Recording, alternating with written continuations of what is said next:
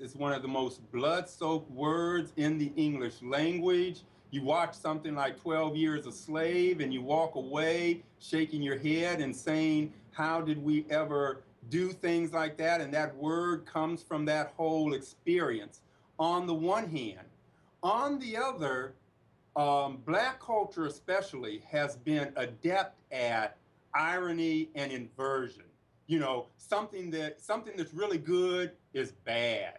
Something that is really excellent is ill, right? There's a lot of transvaluation and inversion that goes on in symbolic communication within the Black community. Even my Afro, Andrew, you know, nappy here used to be considered something negative until the Black is Beautiful movement in the 60s said, nappy, I'm happy to be nappy. Nappiness is something valuable. We're going to invert the traditional social meaning of nappiness and make it a great positive thing, not just a negative thing.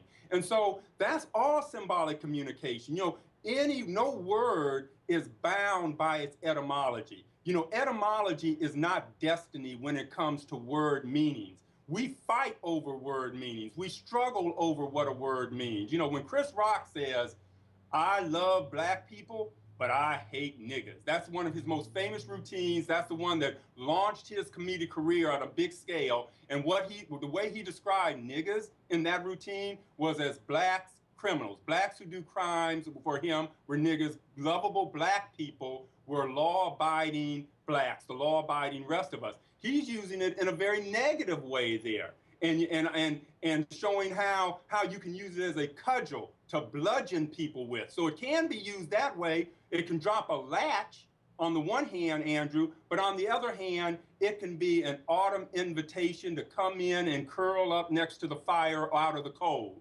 It can be a warm embrace by someone who shares your condition, who shares your history, and is trying to show you love and respect. It can be both because symbolic communication can be anything we human beings make it.